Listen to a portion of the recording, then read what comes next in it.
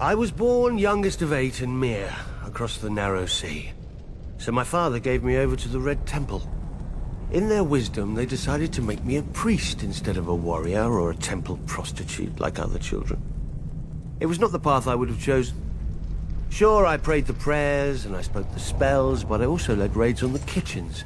And from time to time, they found girls in my bed. Such wicked girls. I never knew how they got there. Then again, I did have a gift for tongues.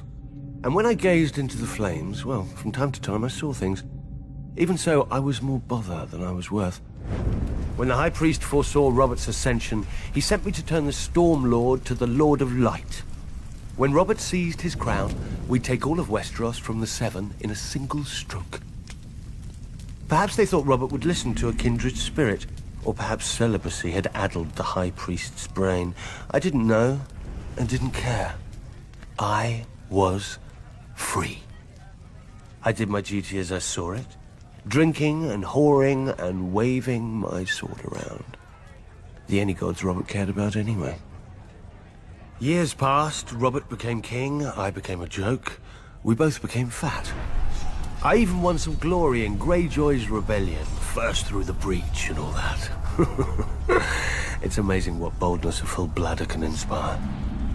But Robert had stopped listening to my sermons a long time ago, even if I'd still bothered to give them. Then came Robert's death, and the war. I'm not speaking of those brats squabbling over the world's pointiest chair. Powers long asleep are waking and moving through the land. I've seen them in my flames. Shit, I've seen them with my own 2 eyes. The Lord of Light is real. And if he's real, then all of it is real. Man once again faces the war for the dawn, which has been waged since time began. On one side is the Lord of Light, the heart of fire, the god of flame and shadow.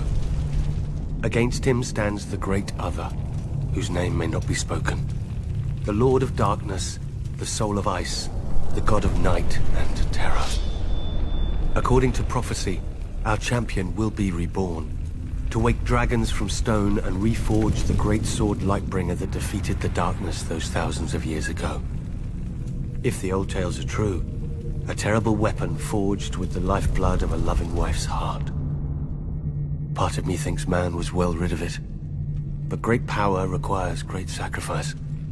That much, at least, the Lord of Light is clear on. I sound like a dried-out old woman, I know.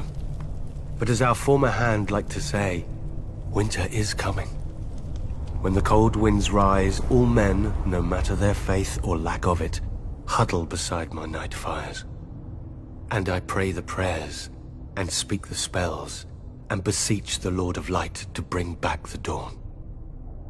So far, so good. But reprobate as I am, I can't help but wonder what will happen if, one day, our Lord does not answer.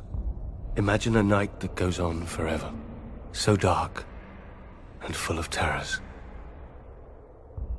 I think I need another drink.